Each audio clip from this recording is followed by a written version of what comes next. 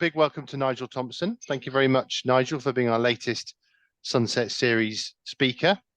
As we sort of, kind of head out of the autumn into these dark nights, it's lovely. We're sort of re-establishing the ancient art, I think, of like sitting around the fire telling stories. So you're very appropriate, I think, as a journalist and storyteller for joining our club.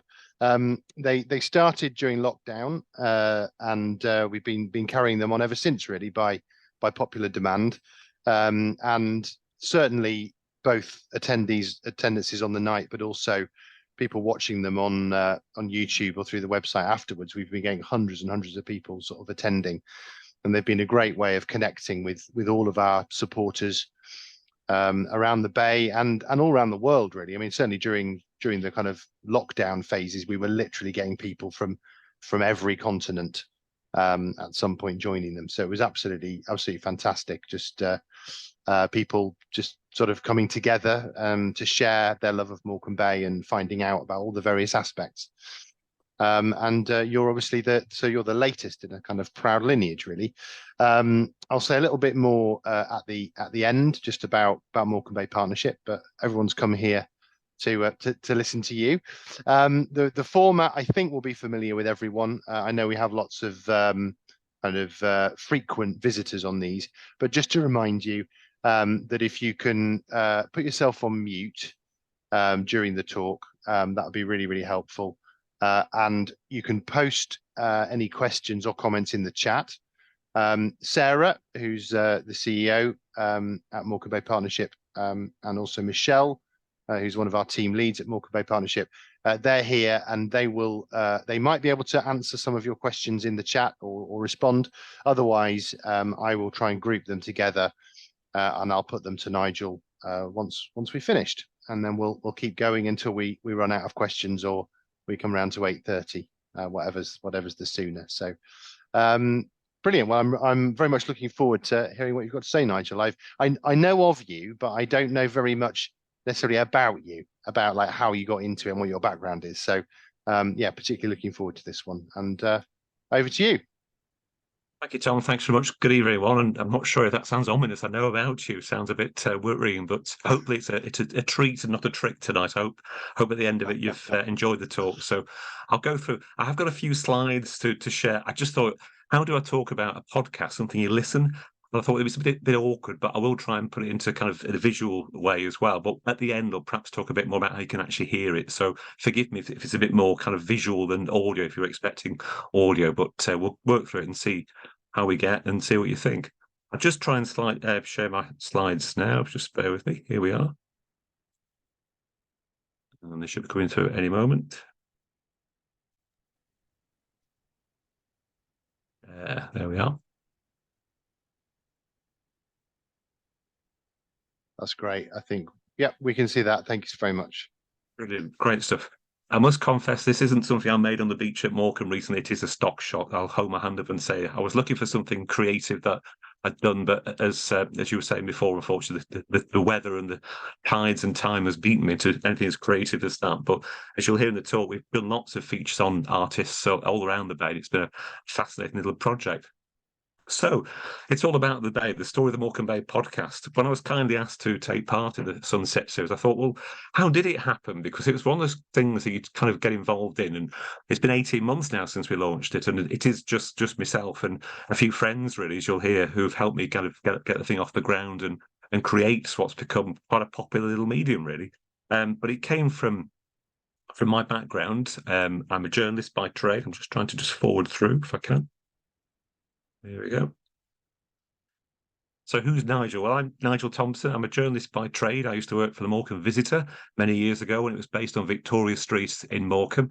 I was a trainee reporter at the age of, I think, 21 and had a thoroughly great time. I really enjoyed meeting people. If people on the call know a chap called Mike Worley, he was the editor when I was there, in fact, the news editor, and he took me under his wing from a very early age, my early age, and said, look, what you're doing is a privilege. You're meeting people, you're hearing their stories, and then you're putting it into print and pictures in the paper. And he was right. And all these years on, 30 years on, the grief, he's actually, I do think about what Mike said all those years ago, probably every day, that it is a privilege tell somebody's story, that element of trust and understanding, and yeah, it's a responsibility. So as you can see from this rather motley collection of pictures, I've done a few things. I've worked for the BBC for 20 odd years. I worked, say, from the Visitor, then I moved to radio, commercial radio, the Bay, when that opened in 1993. And then I joined Red Rose Radio in Preston about a year later. And then I landed at Radio Lancashire and then moved down south and worked in London for the Beeb. And it's taken me all around the world, as you can see. There's the Falkland Islands in the centre there. And then down below, it was actually a fantastic... My friends say it was a holiday. It wasn't. It was work, but it was the Caribbean. It was Belize on HMS Lancaster, trying to intercept drug traffickers in the Caribbean. A tough gig, but somebody had to do it, and it was me. But the picture on the right-hand side is one my daughter took, and it's you can probably guess where it is. It's overlooking Morecambe Bay. It's in the wood just above Silverdale, if you know it, and fantastic vantage point and a part of the world that we love and we're very proud to call home. Now, what is a podcast? I looked at this myself because you kind of talk about podcasts as if it's a fact of life, and they're still quite new. I was looking about the history of podcasts this morning. In fact, in 2003 is the first recorded podcast. And the name podcast, I didn't know this, came from a combination of an iPod, which was a little device that people used to have years ago to play music on, and broadcast. So iPod, broadcast, podcast, that's how the word apparently came. And this definition on the screen is one that the BBC uses on BBC Sounds, and they call it an edited piece of content which can be complete radio programme, an edited extract or highlights from a programme, and so it goes on. But basically, a podcast is a conversation. I think it's a longer conversation than perhaps you'd hear on the radio or certainly see on TV. But it's one that's exactly the same as all those years ago on the Visitor in Morecambe. It's a conversation that you would choose to take part in, listen and share. So podcasting really, I think, is a combination of print journalism, broadcast journalism, obviously, because you hear it, but it's the fundamental of telling a story. That's for me is why it's so attractive and why I've been listening to podcasts for years. I don't know if you have, and it's certainly something that's certainly grown in popularity in recent years. So if you're not familiar with podcasts, where can you find them? Well, actually, if you've got a smartphone, you might have that little icon there. You can see the blue icon. It's probably on your phone somewhere. Certainly BBC Sounds is huge when it comes to finding podcasts now, and Spotify, that other little logo there.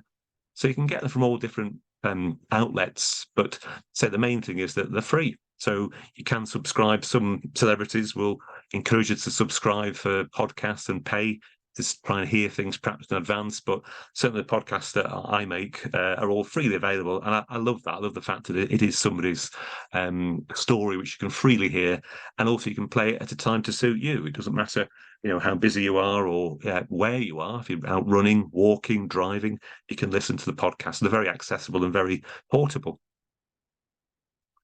Now, this is a bit of insight into what I listen to, which may or may not endear me to you, but Today has just relaunched a podcast, kind of behind the stories of the Today presenters, which I think is quite interesting.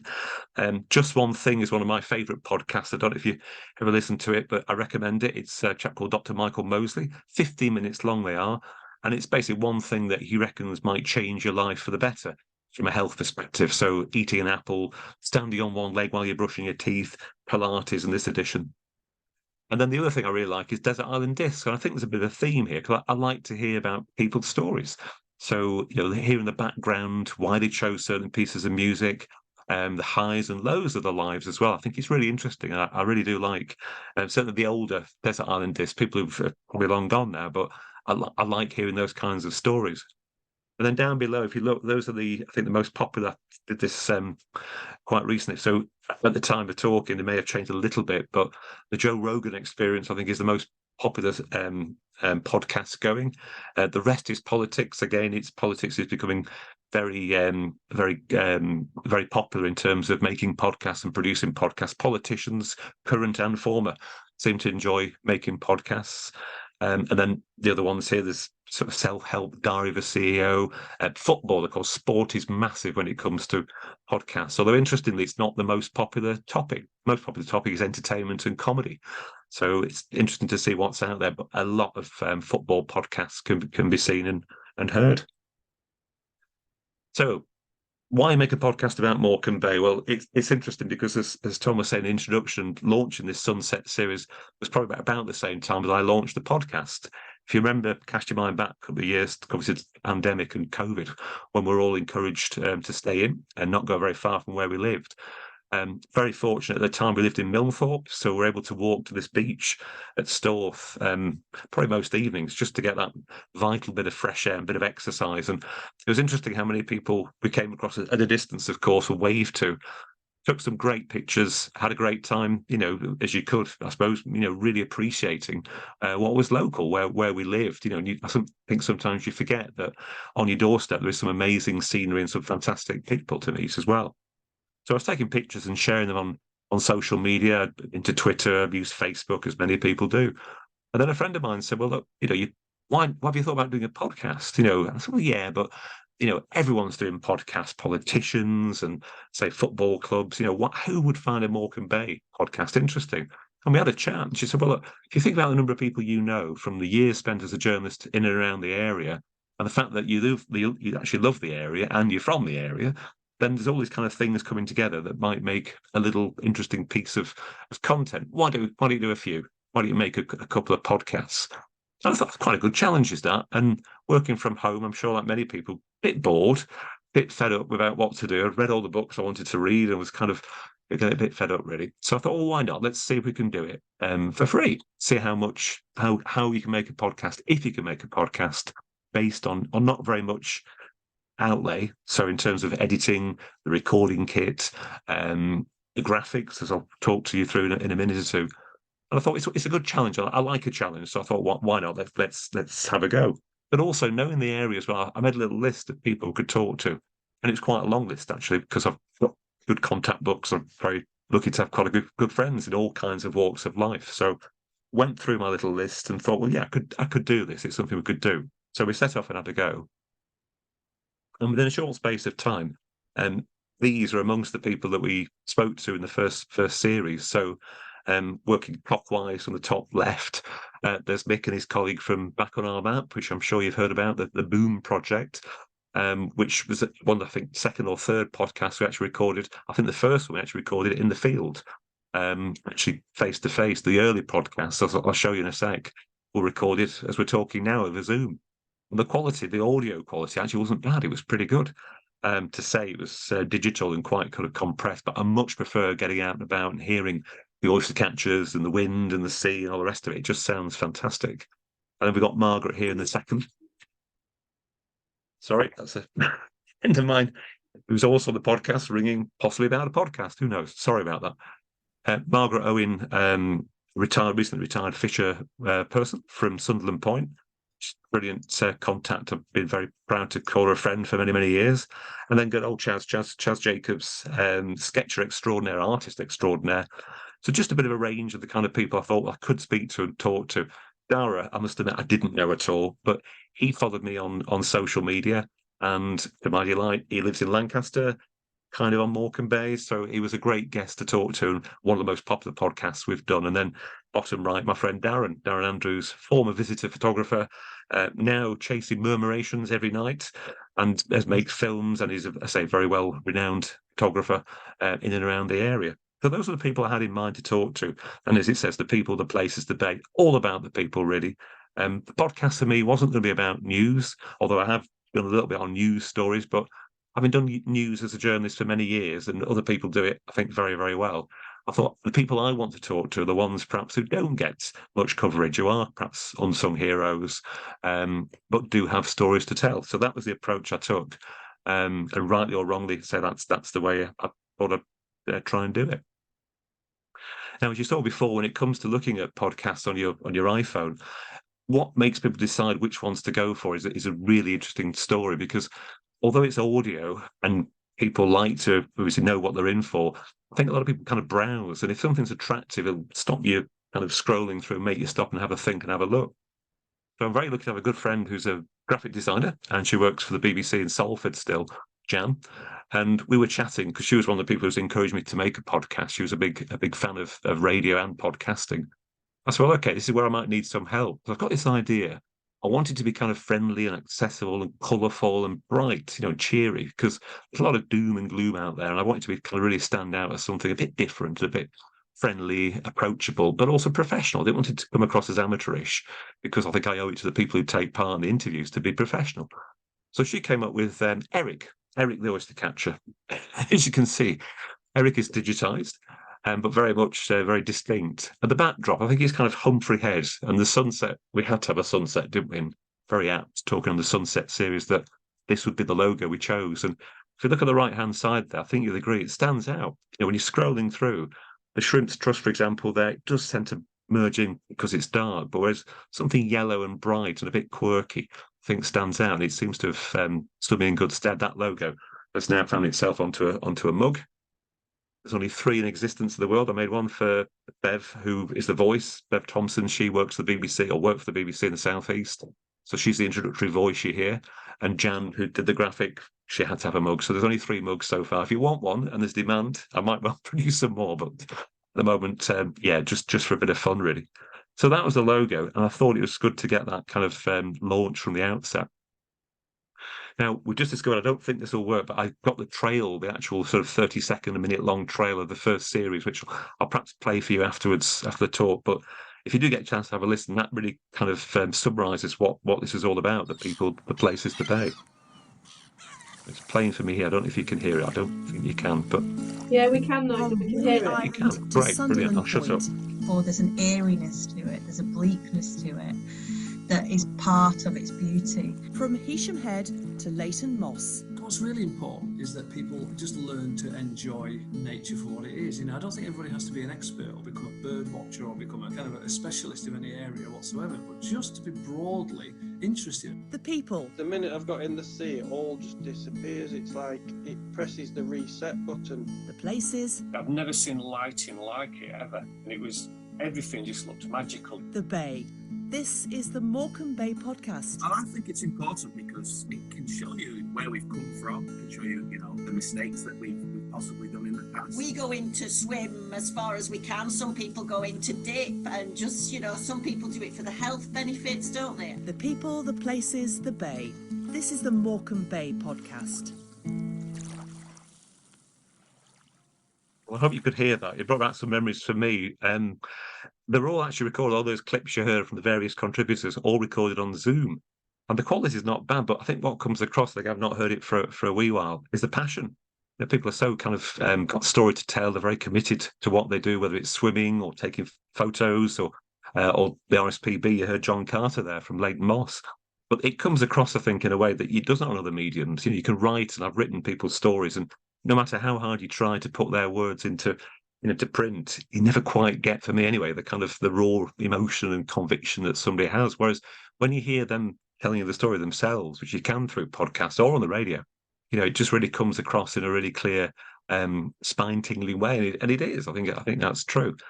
But as I say, they were all recorded on Zoom, which is okay. But we had to, of course, at the time, because in spring 2021, we weren't allowed to go and meet. So this is a picture we took on the first ever recording. This was the Mallows. This is the wild swimmers of Morecambe Bay. There's Nye, John, Sarah, and myself, looking a bit tired there in my daughter's bedroom. But basically, this was the first podcast we recorded, and it went really well. We recorded, I think, for about an hour and edited it down to maybe 20 minutes, something like that. But we were talking about, the joys of swimming, why people swim, Morecambe Bay's kind of, the mixed opinions people have about swimming in Morecambe Bay. How clean is the bay? Why do we do it? And it was really good because we had different guests. We had 3 guests there. They all bounce off each other. So Nye would say something, John would interject, Sarah would bring in a recollection from one of her experiences swimming, and it just really flowed. And I think it's the second most popular podcast I've ever done, because it's the oldest one, to be fair, but also, they hear, again, as I say, the conviction and passion of these people talking. It comes across so clearly. And as you can see, that's the description there about why we did the piece and what the piece was about. And as I say, it's proved very, very popular. In fact, I think swimming's a bit of a common theme, because I've had a request to do other features on swimming, not just in Morecambe, on the River Loon and that. And I don't know, I'm become very sort of rigid about Morecambe Bay, where it extends to, where it finishes. Sometimes perhaps I do maybe time myself in knots, because Fleetwood, certainly Morecambe Bay, Lancaster. I'm not sure really, but open for debate, and I'd be interested to hear what your thoughts are. So the guests, we've got well over 100 guests now, from Sarah on the top left there to John in the middle there. Ladies who were involved in an arts project on Heysham Moss, which again came out of nowhere. Very interesting thing to go. I grew up round there, and it was quite nice to see it being used as an arts venue rather than just a place to go and try and watch wildlife. Michael, of course, is the guide. Morecambe Bay was brilliant to talk to. We did a piece about the Lido, that was Save Grange Lido. And we did a cross bay walk. We kind of walked and talked across the bay, and yeah, absolutely brilliant. Because I think if you talk to people on their kind of turf, or on their ground, on their sand, it really comes across, and also they're relaxed. People become very kind of at ease to chat. And kit I use is something like this, which is very portable. You can just bring it out and just talk. People forget it's there. Whereas when you work on TV, you have a cameraman, sometimes a sound man if you're blessed with lots of staff. And it's a bit off-putting because people are not quite sure where to look or who to talk to. They kind of want to include everyone. Whereas when you're on your own with a recorder, it's very obvious it's just you. So things like eye contact and questions, things like that really help people relax and draw out the conversation and the story. But yeah, these are just a couple of the guests we've had. So people often ask, how do I find the stories and who do we choose? It's a good question. It's a tough question because it varies. I think in the early days, I was really keen to talk to people from all walks of life. So I mentioned before my friend Darren, who's a photographer. He's very, very passionate about his art and about his subject. So he was great. I knew he'd be great to talk to. John Carter, again, somebody who's passionate about conservation. But when it comes to other people as well, this group here, some of you may know, the Carnforth Wombles, they're called the Wombles of Carnforth. And they were superb because they were a group that were formed during COVID or just after lockdown to try and keep Carnforth clean. So when I was wandering down the beach at Storth, these great people were walking around Carnforth, tidying the place up, and they continue doing it to this day. So, like I said at the start of this discussion, when it comes to who I choose, it's basically people who are unsung heroes. And I'm really pleased to see that the Carnforth Wombles actually were recognised. They got an award from BBC Radio Lancashire, their sort of Local Heroes Award, and quite rightly, because I think they're doing it for free in their own time. And as somebody now lives near Carnforth, we live in Netherkellet, it's very obvious that the place is kept really clean. You don't see much litter, and if it's there, it's not there for long, thanks to people like these. And if you listen to the podcast, again, it comes across a real, passion, conviction from all walks of life. These are teachers. They've all got, a lot of them have got jobs, so busy people, and yet they want to do their bit. And I think that's just something a bit special. So that's one example. This is great. This is my new best friend, Andy. He's a bit of a hero. He brings the ships into Heysham and Glaston Dock is the pilot. So if the captain isn't familiar with the approaches to Heysham or Glaston, he's the chap who goes out on those little boats and will bring the ship in. And Andy, by his own admission, I think he's quite shy. He doesn't like to kind of blow his trumpet, but we became friends on LinkedIn, and he was a fan of the podcast. He listened to the podcast, he said, and it took a little while to convince him that he could be a subject, because I think he just kind of thought, well, it's just a job. I just do it.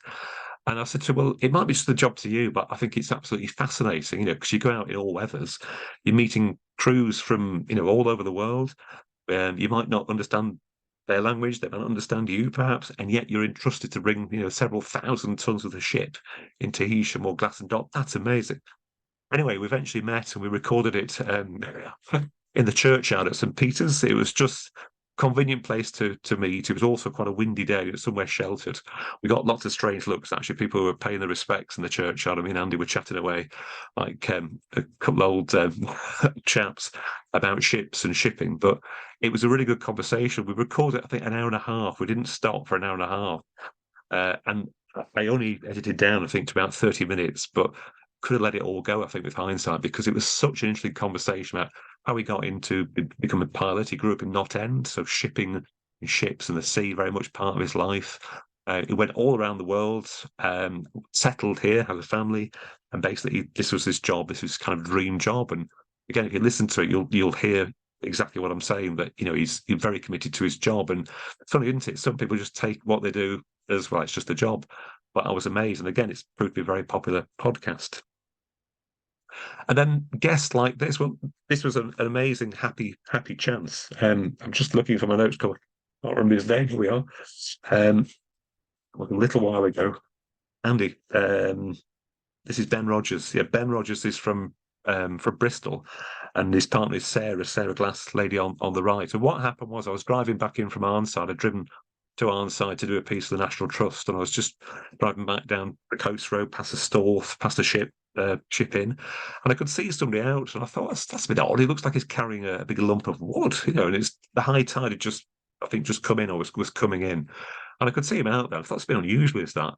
And then again, my sixth sense, there was a lady parked with a car in this car park, which is normally empty, and it was Sarah. So I pulled in, as you do. I'm afraid it's a journalist's trait just to be nosy, and I just said, I've just seen a chap out there. Oh yeah, that's he's with me. He's all right. He's surfing, and apparently he'd ridden the bore down the River Kent with this massive surfboard. You can see. Not only that, he makes the surfboards as well. He's got his own business. And I said, I don't suppose he'd have a chat with me, would he? Said, of course he would. Sure he would.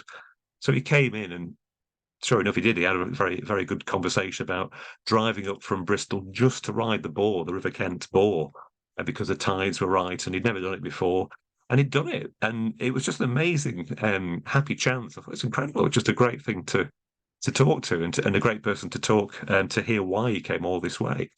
But it gets better, because I was chatting to Sarah, and turns out we both used to work for the BBC. She worked for the BBC in Bristol, in the classical music department, which was a sign. Anyway, she said she took redundancy, and she now works for herself, and basically, but still is very much involved in music. I said, that sounds interesting, brilliant. I said, if you like, I'll send you a link to the podcast, so when you get home, you can hear it. So I did. became friends on sent her an email, and then became friends on Facebook. It turns out that she wasn't she was telling the truth, but she didn't tell me the whole story, because Sarah Class, I don't know if you know your music, but she's a composer. And she was one of, I think, 12 composers chosen to compose a piece of music for King Charles for his coronation. So it was an amazing, happy chance that not only did I meet a guy with a great story about surfboarding, but I also met somebody who was literally by royal appointment, which I thought was amazing. So you never know who's out and about in Morecambe Bay, but they were great guests, and it was just a privilege to talk to them both. So here we are then talking now. There's been a little gap for this last few weeks for a couple of reasons. Just had another bout of COVID, sadly. So that kind of meant I couldn't go out and about as much as I'd like. So there has been a bit of a gap if you look in the running order for the last 3 or 4 weeks, but we're back on it, I think, next week. But in the meantime, we've quietly gone over 100 episodes. And basically, sometimes they come every week, sometimes 2 in a week, and then sometimes try and do it maybe fortnightly, something like that. Because I think people have only got so much time to listen, and I never take people for granted. I think it's, if you're doing a good job like this, hopefully people need time to listen to it and digest it and respond, and then maybe there's a follow-up. So this is why, as you can see, there's quite a nice range of people. I hope you agree anyway, that there are an interesting range of stories. Just pick a couple out. Personal favourite is the clock. This was the clock tower in Morecambe being repaired by a company, the Cumbria Clock Company up near Penrith. And how that came about, basically, again, I was swimming, and it was a bit of a shame that we couldn't see what time it was. The time it was always stuck at the same time. And then the clocks disappeared. I got in touch with the council, and they told me where they were being fixed. And I happened to know Keith, who runs the Cumbria Clock Company. And he said, oh yeah, why don't you pop up? So I popped up to Penrith and recorded a podcast and wrote a little piece for Cumbria magazine. And a bit of a nice piece. It was a really good little story to do, because you don't realise how busy people are when it comes to fixing clocks. You think perhaps this day and age they're all digital or remote control, and it's not the case, especially with old church clocks and civic clocks. So there's quite a thriving business in keeping clocks ticking. So it's good to go and talk to them. The flag at the bottom, which I know was used to promote this talk, that was brilliant. Over the summer, we did a fantastic little project with the Morecambe Bay Partnership with a company called Kinetica and an artist called Ali Pretty, whose mission in life, I think, is to really try and create a sense of kind of civic worth and involvement in certain areas. And certainly Morecambe Bay was the place that she chose to, or was asked to kind of mark in terms of a mile. Each mile of Morecambe Bay would have a flag which represented that part of Morecambe Bay. And if you saw the flags at Walney and at Grange over Sand and Arnside and Morecambe, hope you agree, it was a great thing to be involved in. And again, it came across really well. So yeah, a variety of stories, over 100 episodes. There's no sign of the story drying up, trust me. my friend Malcolm, possibly ring with them for contact. That's what happens. People hear a podcast and then they'll either get in touch or they'll perhaps give us a ring, or I'll bump into them perhaps in Morecambe and they'll say, oh, you need to talk to so-and-so, here's his number. And it's really kind because people have done some of the legwork for me. They'll actually prepare someone to talk to me who may not have heard about podcasts or me or anything. So when you make the call, they're kind of always waiting for you to give them a ring. And sometimes it's good. They don't all agree. I've had a few people very politely say that I'd rather not. I'll give you a quick example. There was a story sadly won't be able to do for a number of reasons, but spotted recently on the cenotaph in Morecambe, a new name had been added. Somebody's grandfather, I think, who died in the Second World War. And if you look, his name had been added on. And a friend of mine had taken a picture and said, I think I know these people. Do you want me to approach them? Anyway, he did. And I got this, and it took a few weeks. I did have hope that I could record it in time for Remembrance Sunday in a few weeks' time. Anyway, it's not going to happen, sadly. But again, I got this lovely email from a person who doesn't live in Morecambe, doesn't live in the Northwest, saying, thank you very much for your interest. We're flattered you want to talk to us, but we'd rather not. Fair enough. But I must admit, that's fairly unusual. Most people do want to take part, and I don't think I've had many turn me down or just don't want to contribute. So it's quite nice that people are keen to have somebody wave a microphone about and then become a feature of a podcast. We do get the occasional dodgy geezer. This is from the recent event that's held in Morecambe every year, which does quite well, I think. But yeah, we get interesting people from all walks of life. So people often ask, well, how do you promote it? The answer is, I don't really, because first of all, it's not that kind of podcast. If you wanted to make a podcast to make money, this isn't why I'm in it for that reason. But certainly there are ways of doing it. You can promote it, but as I said at the start, what I wanted to do was produce a podcast for as little as possible, really. So I called on friends and family. The music for the Morecambe Bay Podcast is my daughter just strumming away on a guitar. So the voiceover is a friend of mine. The graphic is another friend of mine. So it doesn't really cost much at all. Therefore, I don't need to worry too much about paying guests, thankfully. But in terms of promoting it, I was lucky to get a bit of coverage. I was quite flattered to be asked to write a little piece for the Lancaster Guardian and again for the Northwest Evening Mail as well, which was great. But that was at the start, just as we were launching it, and nothing really since. But what we do is quite a bit of social media, so Facebook, Twitter, Instagram, and again it seems to pick up and people respond that way. I think it's quite a good way of again finding people perhaps who otherwise wouldn't tell the story. Got a great example here. Chap on the left, Bay Clicky Roller. I was intrigued because I saw him on my feed, these amazing pictures. It's fantastic. And I wonder why he's called Bay Clicky Roller. And also I spotted that he started following the podcast and following my account on social. So he kind of got into conversation as you do. And I just say, great picture, and, amazing perspective. You've got a great eye for photos. And I got this rather sort of self-deprecating kind of, oh, do you think so? Are you sure? I said, yeah, they're brilliant, really fantastic. And he said, well, that's great. That's kind of you to say because I have to take from a certain position because I'm in a wheelchair. I'm quadriplegic. So I didn't realise that, but that's good to know, and that's why it's called Bay Clicky Roller. And then I thought, well, I wonder if we'd make an interview. Would he like to be interviewed for the podcast? And again, it took a little bit of convincing because he didn't really want to. It wasn't really his thing, he said. But ultimately, he did. And we met. We had a really good conversation, quite a funny conversation, actually, because it was chucking it down. It was a typical summer's evening in Morecambe. We met by the clock tower, the car park there. And he's got a special vehicle, which obviously you can get out of in a wheelchair. But I thought he was going to get absolutely drenched. I said, look, you stay where you are in the driver's position. I'll just lean in and talk to you and we'll record it, which is what we did, but it didn't quite work out because I didn't realise at the time, but my long-suffering wife was very gamely holding an umbrella over me like that. And if you can see, there's two microphones on this device. So Daryl's microphone was pointing straight at him, so it's crystal clear, brilliant. Mine was pointing straight towards the umbrella. So all you could hear was the pitter-patter of rain drowning my questions out. But then all you could hear was Daryl's brilliant answers. So when I came home to edit it, I just chopped out wittering questions from Thompson, and it just ran as Daryl's interview. It's like a monologue, but it was really good because he would talk very frankly about his accident, what happened, and how he came to Morecambe because it was a accessible, nice, friendly place, like the sea, and how he grew to love photography. And I'm delighted to say he was one of the people who actually won an award or won a prize for the recent Morecambe Bay Film Festival. So each month they had a competition to work out, who's the best picture. And I think he won it, I think twice. I think it seemed like every month Daryl's picture, annoyingly, was getting picked as one of the best pictures.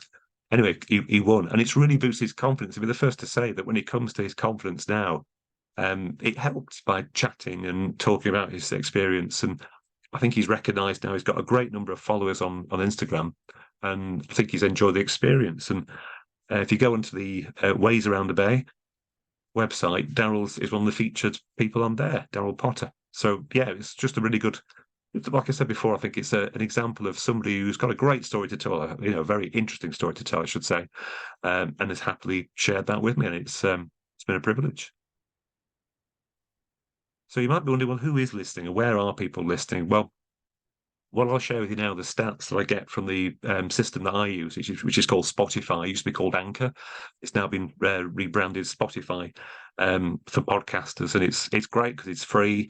I find it very easy to work. I'm a bit of a technophobe, but I can manage it, and it's pretty good.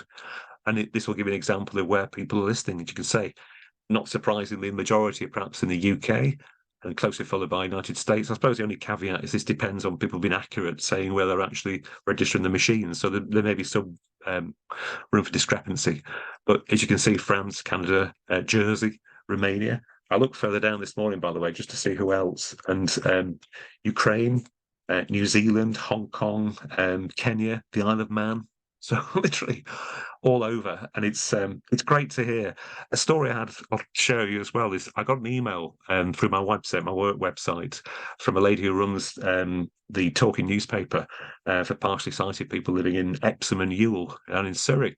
And she got in touch and said, "Hi Nigel, I hope you don't mind me contacting you. I love the Morecambe Bay podcast. Would you mind if we shared episodes with our readers of the talking newspaper?" I said, "Well, certainly, by all means, but given that it's Surrey and this is Morecambe Bay, I just wondered why." And she said, "Well, actually, I'm from Morecambe. I'm Morecambian by birth, but I'm now in Surrey," which is, it's the sound, it's hearing the wind and the birds and the sea. She says, "You'd be surprised in this day and age, you don't hear that much on the radio." And she's right. A lot of interviews tend to be in the studio or on Zoom or something like that. You don't often hear people actually on location talking to somebody for any length of time as we maybe used to do. So I was really chuffed that she wanted to do it, and as far as I know, she's still sharing them, which is great. But it just shows the audience never quite sure where they are or who they are. And age range, well, again, no surprise, it's my age range. I was looking again on some recent stats when it comes to the average age of people listening to podcasts. Apparently, of all the podcasts in the world that people listen to, 42% of Americans over 12 listen to podcasts. In this country, it's 20% of UK adults over 15 listen. It's something like 21 million listeners, which is amazing. If you look at how many podcasts are around the world, they reckon there's about 3 million that exist. However, there's only 700,000 active podcasts. And what I'm told an active podcast is one that has more than 5 or 10 episodes. In other words, one that's kind of lasted more than a reasonable length of time. And so to get over to 100, I think is great. And also it's good when you appear on Spotify. Sometimes you post a podcast, it takes Spotify a while to listen to it, make sure they want to put it on because it's their premium site. Don't have that trouble. The Morecambe Bay podcast usually goes straight on within a few minutes. So I think repetition is a good thing, but also making sure you keep the quality reasonably high, I think, is important. I'd like to get a few younger people listening. Maybe if I change some of the subjects, that might appeal, but it doesn't really matter, really, because this only is the people who download it initially from the site. They may well share it sort of separately, so you never really show completely who's listening, but it's nice to know that people are. Makes it worthwhile. And does it work? I wasn't going to show, but I'm afraid I need to, because I saw this and it made my year. This is a comment from somebody, I don't know who it was, but again, it was on the Spotify platform, and you can get rated. You get, how many stars and things, and also comments. Not had many comments, but the one that I'm really proud of was that. And I just love the idea that somebody somewhere is listening, a little bit homesick, perhaps not from Lancashire or not originally from Morecambe, but just want to hear a northern accent. So the fact they've heard it through the podcast, I think, is great, and it's nice to hear and nice to get that kind of reaction, really. And I've got to tell you, it's led to something for me as well, because I started doing podcasts, as I say, during lockdown. I wasn't working in podcasting at the time. We did do one for the organisation I work for as an internal thing, but you would never have heard it. But it sparked something in me to think, actually, I quite enjoy doing this. I've always loved radio, and this is kind of an extension of radio, really. And I'm proud to say it's led to a job. I mean, this is what I do now. I'm a freelance journalist by trade. I do all kinds of things, but podcast is probably the most interesting part, rewarding part of the work. So NHS, I'm left there. Lancaster University keep me busy. St Mary's Hospice in Ulverston did a lovely series, a five-part series about what happens in a hospice, trying to dispel a few myths about life in a hospice. And it's gone down very well. I had a really good reaction to it, and I think there's a second series they want to make as well. So very chuffed about that. Quite hard to make, because the amount of interviews they do, the amount of stories people tell, how do you edit that down without either offending somebody or missing something brilliant? So it took a lot to do, but if you listen to it, I hope you agree, it was certainly worth doing. And the soundtrack was the birds. If you walk through Ford Park in Ulverston, every time I went to the hospice, and I recorded, I don't know, 5 or 6 days every day, I was walking through, and that was, to me, I knew I was getting close because you hear the crows in the tree. So I took some time to record some crows, and then used that over some music to introduce the podcast. And again, people have said that that's what they think when they go to the hospice. It's not a depressing place. It's actually quite a hopeful place, and nature plays a part in that feeling. And then the National Trust, I've done a few podcasts now for Felfoot Park and for Sizer as well, based on history. I love history. I love health and innovation as well, are my kind of interested areas. So yeah, it's been good to do things for people like that. And that brings me to the end of what I was going to talk about tonight. I'm very happy to take questions. I hope I haven't bored you. I hope I haven't put you off listening to podcasts. Certainly, there's a whole range out there. And on a dark, wet, windy kind of October night as well, there are good things to listen to. If there's nothing on the telly, there's always something you can find. And before you know it, you're hooked, and you go for a walk with a dog or something, and you're listening to another 30 minutes or so of a podcast that you didn't even know existed. And I find that a lot of friends of mine send me recommendations about podcasts that I'm interested in radio, obviously, and microphones and things like that, slightly obscure. But they will send me something that they've heard. And it becomes like in the old days, you make a mixtape on cassette or something like that. I think in a way, being recommended a podcast is the equivalent to a mixtape. It's kind of, have you heard this? I heard this and thought of you might like it. So I think that's how it's worked for me, and it could well work for you. But thank you very much for listening. I hope you've enjoyed it, and I hope you got some questions. Thank you very much, Nigel. So give a round of applause, which we always do at the end. It's a bit artificial on Zoom, but you can hopefully hear the sound of us flapping. It's great. I think you said there that you hope that we're not bored. I don't think we could be bored. There's so much energy and life in your voice. I mean, you're clearly like a natural journalist, natural broadcaster and podcaster. Because I think your love of the Bay, and definitely when you're talking about people and you're sharing the stories of the people you've come across, is just incredible, because that life and that energy sort of coming out of your mouth and connecting with our ears and our souls. So it's fantastic. Thank you very much. Sarah's just said, I absolutely love Nigel's voice, and I could listen to him all day. So there you go. That's good. I used to work at Radio Cumbria, and I used to do a tea time show, only for about a year or so. It was brilliant. But I used to get feedback, and it was kind of, you got a very soporific voice, and I wasn't sure whether to take it, because it's drive time, you've got to keep awake and alert. And I wasn't sure if they're being slightly condescending or they really meant it, So, but no, thank you very much. That's really kind. Good.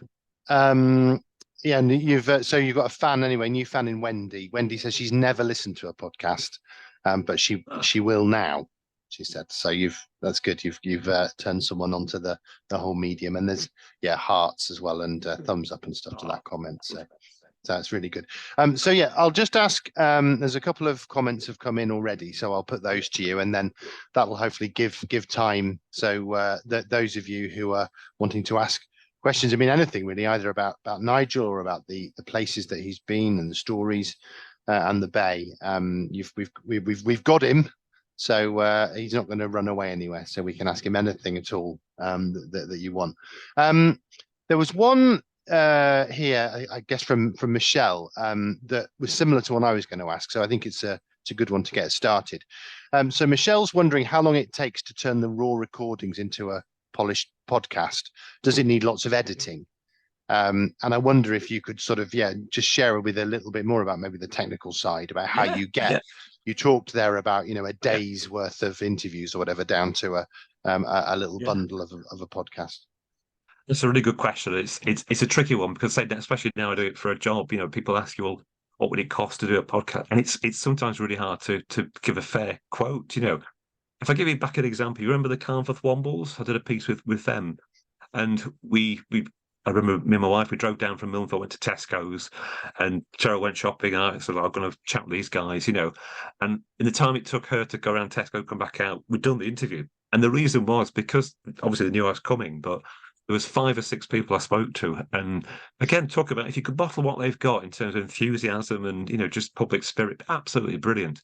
And I could still be there now because I was talking to, and we kept coming back with these great answers. So, for example, there's this lady that I can't remember her name, but she said, why do you come? Why do you do it? She said, I'm a head teacher for primary school. And she just looked at me. I thought, oh, fair enough. But she said, it's a release. It's an all day marking and supervising and, thinking. She said, this is great. I've got my grabber and I go and grab some rubbish and I put it in a bag and I can see a difference. And I thought, I get that. And then there was a off-duty police officer as well. There was all walks of life, a few retired, but, all walks of life. And because I was asking, I was just interested, why do you do it? What's the most unusual thing you've found? Will you carry on? Things like that. It just flowed. And I think because they were great, they were just bouncing off each other. Whereas other ones I've done, and not necessarily for the Morecambe Bay podcast, but I've done some for the NHS. And trying to tease out an academic telling us about some amazing research that they've done about, COVID inoculation jabs, which is going to change people, it's going to change lives. It's amazing. But again, they're so understated and so kind of matter of fact, they're often harder. So, you're trying to sort of tease out, you know what the story, you've got a rough idea what the story is, but you're trying to get something in common. And then you try and, show that you're not going to be a Paxman type person. You're just trying to tease out what they're talking about. And that's the challenge.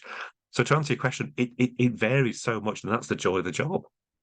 Genuinely, the hospice interviews, I think I tried to use every bit of audio I'd use because it was brilliant.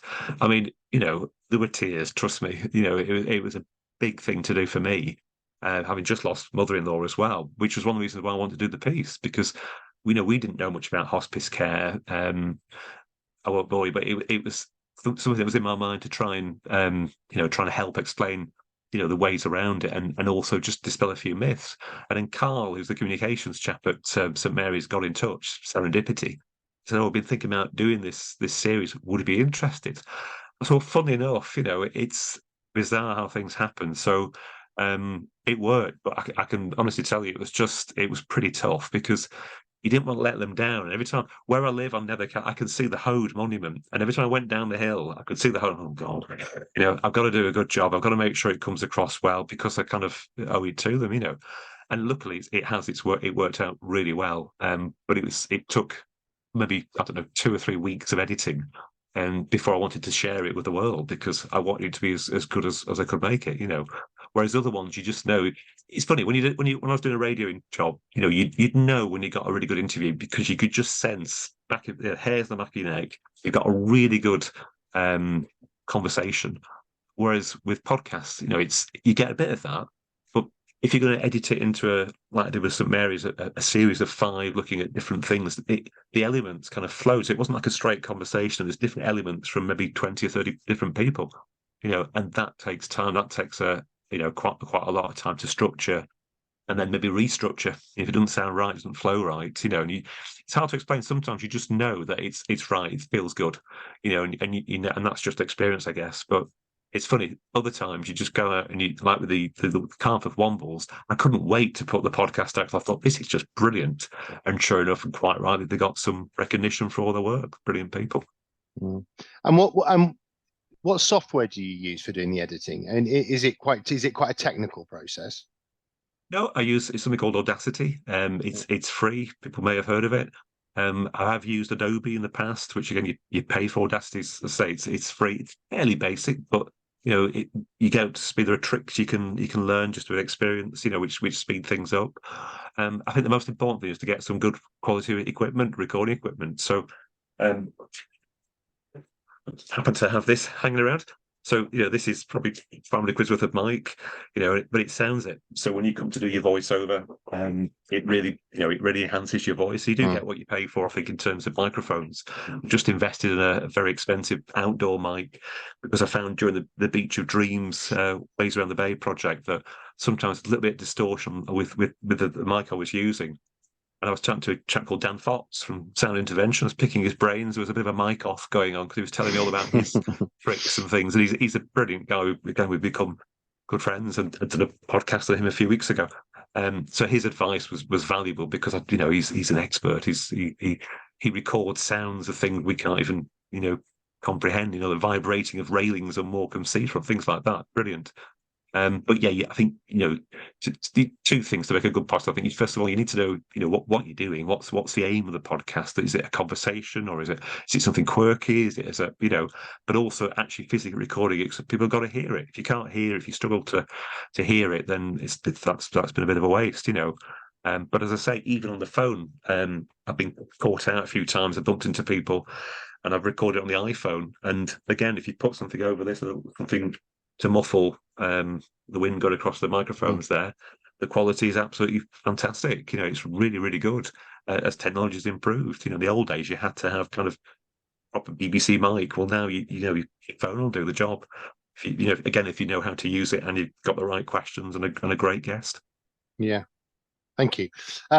So Michelle, do you want to come off mute then and ask your question?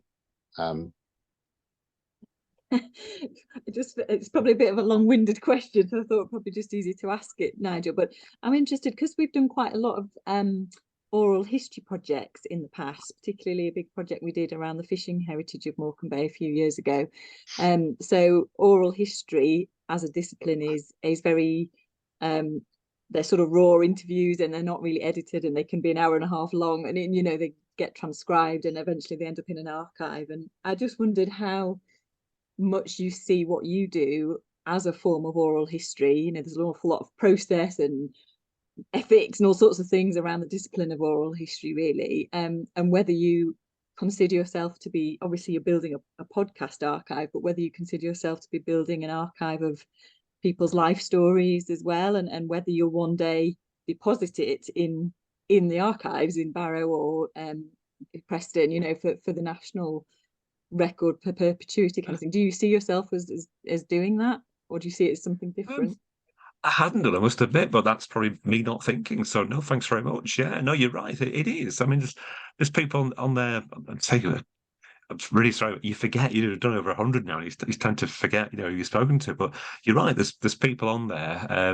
There's a chap who's a retired fisherman. I can't remember his name. Flipping heck. But he used to row across the bay with the Cross Bay swimmers. So he'd kind of guide them to and from Morecambe. Charlie over it. That's right. Yeah. So people like him, yes, absolutely. Because his story was great. And also, I think it was like, 25, 30 minutes long, recorded on the seafront. So he only got the birds and the sea, and Charlie being chatty was great, very chatty. So, yeah, I suppose it is. I'd not really thought of that. As I say, it's it came as something, frankly, to keep me sane during lockdown. It's something to do, which has grown legs, but no, you're absolutely right. Probably should. Just conscious of that sense of responsibility. When you were talking about the interviews you did with the hospice and being true to people's experiences, and that reminded me a lot of what you try and capture in oral history interviews, and it not being not trying to bias it in any way and just let the person speak their own memories and how they saw it, and that sort of stands up for itself, really. It just websites come and go, and it would be nice to think that your stories that you're collecting might end up in a permanent archive for more. That's a really good thought. Yeah, because when I come to majority of them, I might get rid of some ums and ers, or if it's more likely me to make a mess of a question than the guest, so that they aren't, they're not kind of that long because they get tightened down. Just because I think the duration of a podcast, I think people's attention span, unless it's somebody utterly gripping, or famous or whatever, think, about 20 minutes is probably good, 25 minutes maybe. Andy, the pilot, went to, I think, half an hour, and you can tell how many people last to the end, and the majority of people did. But that's because I think he was an unusually captivating guest. Some great things to say about. He talked about going through Heysham, when he come through the Narrows at Heysham. What did he say? It was like, is it 16 hours of boredom and 5 minutes of terror, going across the Irish Sea. That bit, I thought that's a great. But to get to that point, he was very kind of laconic and quite laid back, But when you hear that, you think, "Blimey heck, this is a great job you've got." And you're right. That's it's a record, isn't it? He's the current pilot of Heysham Glass and Dock, So yeah, probably well worth thinking it that way. Really, I haven't done, I must admit. All those stories. Sorry, I will stop talking now. Sorry, but I'm just really interested in this. So I was just thinking that the amount of knowledge and fact about living now around Morecambe Bay, that's going to be captured in your podcast in 50, 100 years' time, is really useful to future research. So it's not just anecdotal, is it? It's a record, really. So yeah. No, thanks for this. That's a great thought. Try and keep them simple, because with production you can do all sorts. But I'm a big fan of Rob Brydon. He does a podcast, and he tends to interview one of his kind of showbiz friends, and interrupts the conversation with sometimes an advert or a little jingle. And for me it spoils the flow. But I know for advertisers it's what they need. You need to get to a point and then put an ad, because that's what pays his wages. Not in that game at all, and quite happy for it just to flow. Sometimes I do wonder if they're a bit long, people kind of, will they stick with it? But as I say, they call it the dwell time, how long people actually listen to the podcast. And the majority of them, people get to the end, they don't bail out, halfway through, which is great, because they're the right length, but also they're the right guest, So I've chosen a good person to talk to, people want to hear from. Not all of them get the same number of listens. I think that they do fluctuate. But what does happen, if I put something out, say this week, they'll all go up a little bit because people discover it. So they'll listen to the latest podcast and then they'll say, "Oh God, there's loads here," and they'll pick one or two out. So a couple will go up like that. And it's good to see, and you can see like on a chart, how things are doing. But as long as people keep listening, I'll keep doing them. That's the appeal. So that links very nicely actually to Sarah's question. So she said she's interested in the stats. So she says, are you able to gather listener numbers? Well, clearly you gather numbers, but also dwell time, which is really interesting. So she wants to know which one's been most popular. And I guess there's another question there as well around, are you able to sort of learn from the ones that are popular to help you to steer sort of future topics and future potential guests? Yeah, that's interesting. Well, in terms of the most popular one, I don't think he's on the call, but John Carter is number 2. He was number 1 for ages, which I did tell him once, and he was very pleased about that. I think he's quite competitive.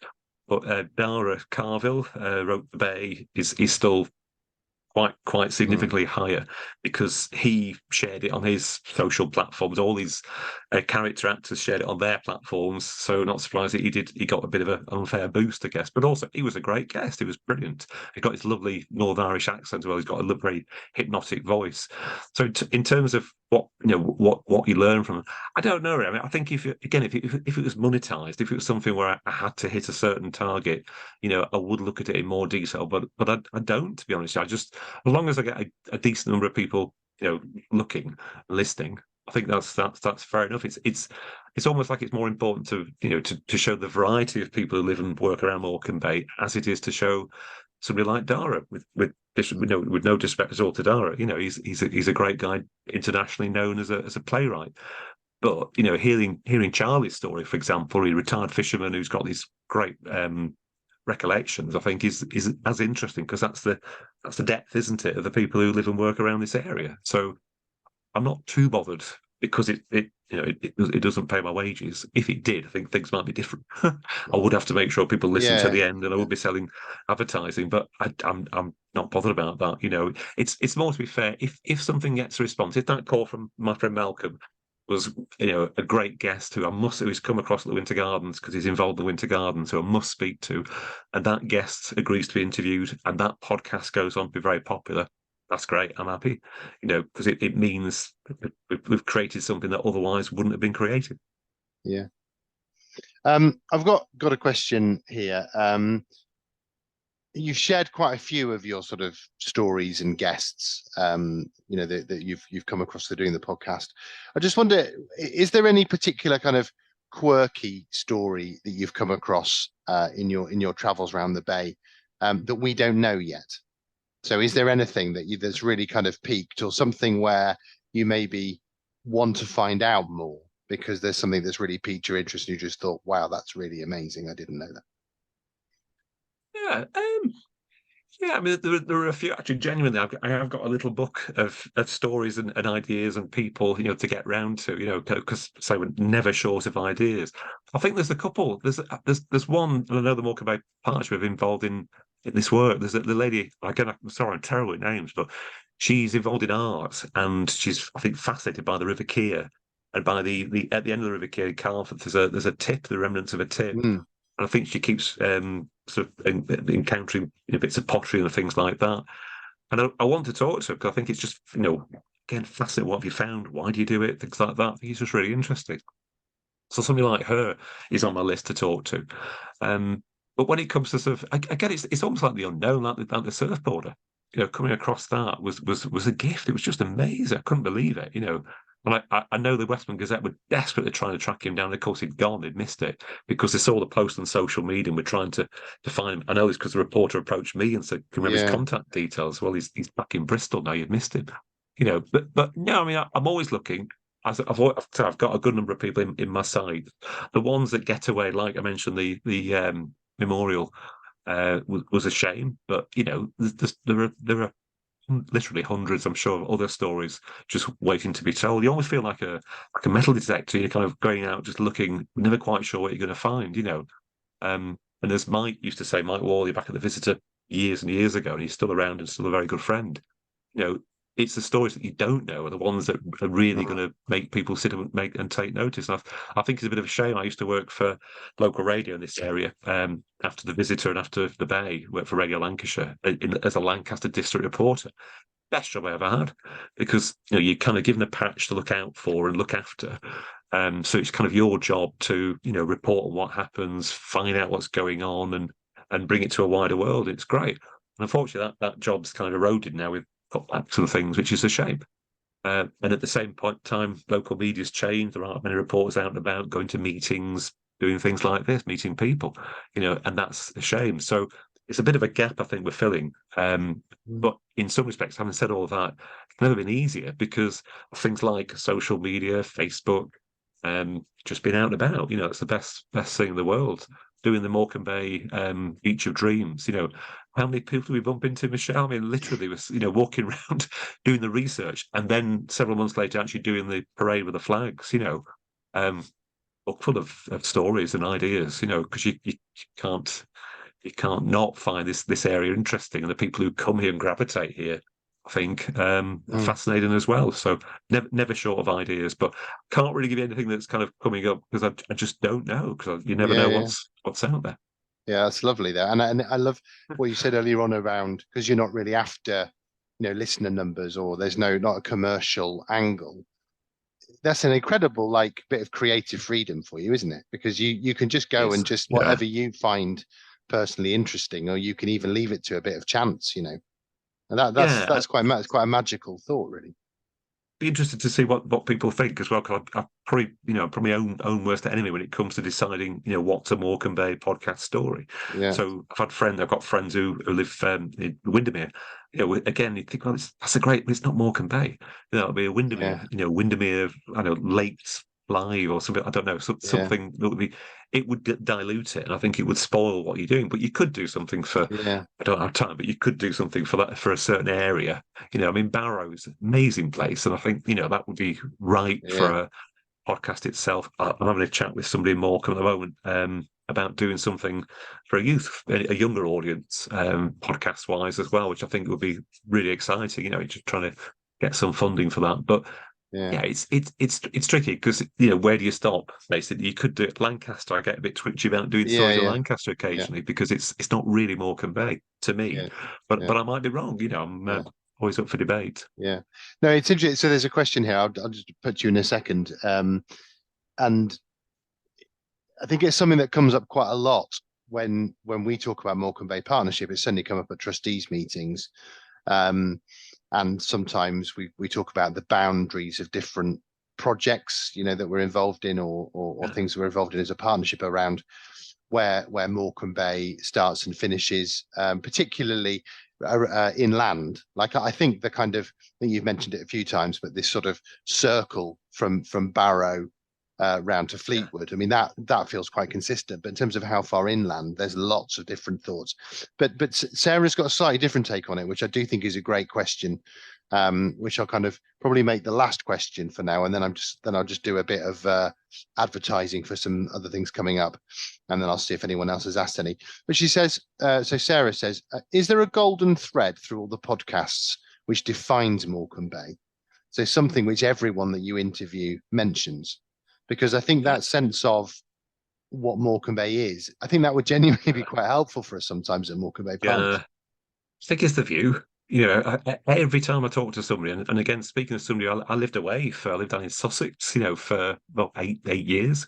And we always came back, and when you come up the M6, you come over that and you see the hills. Even from Fellwall right down there on a clear day, you can see the Lake District, and you can see Blackcombe. And to me, Blackcombe is home. It's just brilliant. So it's that. Certainly, without a doubt, the view, I think, because people just it is unique. I mean, I remember I did a documentary for telly. This is years ago. There's something called what was it called? Close Up North was a series. I don't know if you remember, but we did a documentary about Morecambe in 1996, I think it was, and the title was brilliant. The programme was rubbish. I'm sorry about that, but the title was "Has Morecambe Got Wise?" which is brilliant. Unfortunately, the 27 minutes that followed that weren't quite so good. But the premise was the the Turn project had just happened way before Eric Morecambe's statue, so even before then. And the question we're trying to answer was, has Morecambe seen that art is the future and forget Frontierland and theme parks? The actual summary was kind of not really sure. Come back in 10 years, But the story itself and the people we spoke to, every time we spoke to a contributor, it was look at the view. And I remember the lady who used to run Claytor's Amusements by the Clock Tower in Morecambe. And we interviewed her. I can see the clip now. She said, "Well, it's the view." She says, "I've been all over the world, and that view takes some beating, And having just not long ago, come back from Minorca, which is beautiful, fantastic. But the sunset, even over Majorca, it was all right.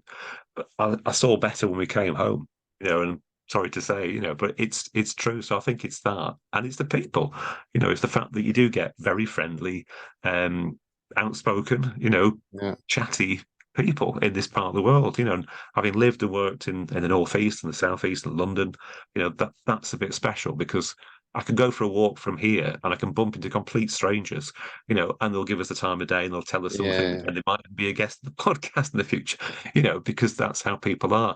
I could do the same walk in Tunbridge Wells and people just don't talk the same way they talk to you here. It's just the way of the world, isn't it? Really, people are different.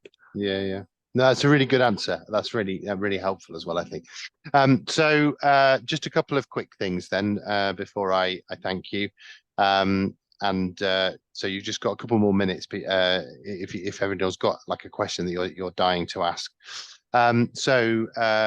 Michelle has quite helpfully put a link onto some podcasts that Morecambe Bay Partnership have done. You might have heard these before, but they were ways of presenting some of the oral histories that Michelle mentioned into a sort of more accessible way. So there's a link that's been posted in the chat if any of you are interested in that. The next Sunset series is the 28th of November. So at the normal time of 7 p.m. That's Gemma Wren, and Gemma is a friend to Morecambe Bay Partnership. And she's involved in running sort of like wildlife safaris and things around Morecambe Bay. So she's going to talk to us a little bit about the landscapes of Morecambe Bay, and a little bit about some of the places that she's come across and the things that she finds special as a sort of ecologist and as I say, kind of eco safari leader. And then also look out, because in the next couple of weeks, the latest Morecambe Bay Partnership newsletter is going to be landing. So there'll be more stories about what Morecambe Bay Partnership's been up to, but also there'll be a little bit of more information about Love Morecambe Bay, So Nigel there mentioned the mugs that you're doing or that you've produced, and Morecambe Bay Partnership also have some mugs and other things, bags and calendars and what have you, which will be ready for Christmas. So look out for that in the newsletter. Good. I mean, I have to say I've got hundreds of questions, Nigel, but I won't bore everyone with them. I'll just say thank you very much again. That was really great. And I think it's clearly quite a, there's loads of overlap, I think, isn't there, between what Morecambe Bay Partnership does and what you do in terms of connecting people with the incredible heritage wildlife people stories of this amazing place that we're all so lucky to call home. So I hope the relationship continues to blossom. Well, thanks very much. Brilliant. Thanks for the opportunity. And I say, I hope you've enjoyed it. And please, have a listen and have a look. And by all means, if you've got any queries or questions, I'm easily accessible. Just track me down and I'll do what I can. Brilliant. Thank you very much. I've certainly got some ideas about young people, which I might get in touch with you about. Great stuff. To try and get some younger listeners, but brilliant. Thank you very much. So there's hearts and thumbs up and clapping. So it's brilliant. Thank you very much. Brilliant. Thank you. Cheers. Thanks very much, Nigel. Thanks, everyone. We'll see you in November, hopefully. Happy Halloween.